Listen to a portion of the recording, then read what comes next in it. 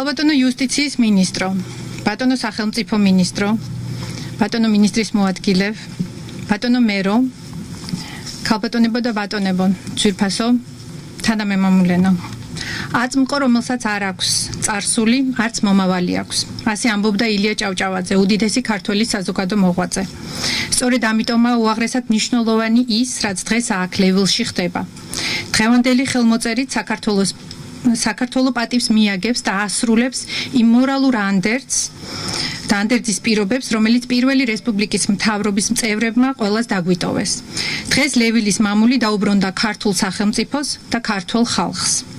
დღევანდელი ქართული სახელმწიფო ყველაზე ახლოს არის იმ მიზანთან და ფასეულობებთან, რომელიც პირველი რესპუბლიკის მესვეურებს გააჩნდათ.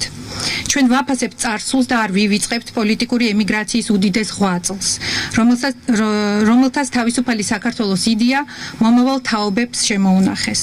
აქ დამსწრე ბევრი თქვენგანისათვის ეს ის ადგილია, სადაც თქვენ გაიზარდეთ, სადაც ჩამოყალიბდით და საქართველოს სიყვარული ისწავლეთ. ხოლო ჩვენთვის ყველა დანარჩენი ქართველისათვის ეს მამული თავისუფალი და დამოუკიდებელი საქართველოს სიმბოლოა.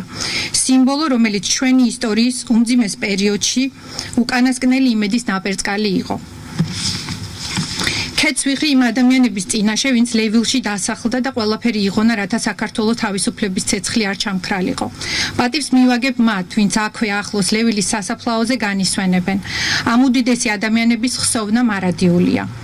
განსაკუთრებული პატივი მსურს მივაგო დამოუკიდებელი საქართველოს მთავრობის პირველი პრეზიდენტის ნოე ჟორდანიას ქალიშვილს ქალბატონ ნათელა ჟორდანიას, რომელმაც რამდენიმე თვის წინ დაგვტოვა ის სამშობლოსადმი ერთგული ქართული დიასპორის სრულყოფილი განსახიერება იყო.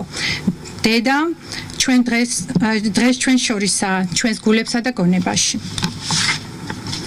და აი საქართველოს დამოუკიდებლობის აღდგენიდან 25 წლის თავზე 12 წლიანი აქტიური მოლაპარაკებების შედეგად დადგა ეს ისტორიული მომენტი. მე განსაკუთრებით მინდა მოვიხსენიო საქართველოს საგარეო საქმეთა სამინისტროს წვლილი მოლაპარაკებათა პროცესში, რომელმაც საფრანგეთში საქართველოს საელჩოს მეშვეობით ყველაფერი იღონა, რათა მიგვეღწია ამ სასიხარულო შედეგისათვის.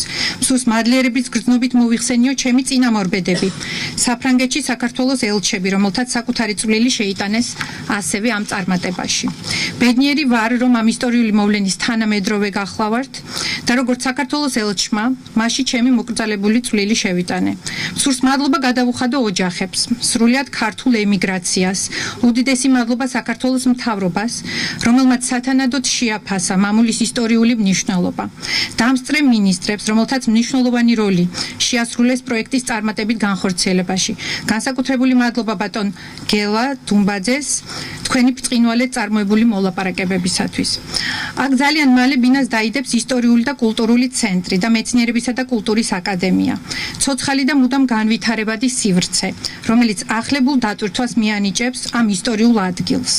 ლევილის მამული საქართველოს ისტორიულ მეხსიერებაში დარჩება კიდევ დიდი ხანი როგორც დამოუკიდებლობის სიმბოლო და ღრმად ვარ მე დარწმუნებული, რომ ამ მითიურ ადგილს დღეს მეორე სიცოცხლე ვაჩუქეთ. კიდევ ერთხელ გმადლობთ მობრძანებისათვის. დიდება საქართველოს.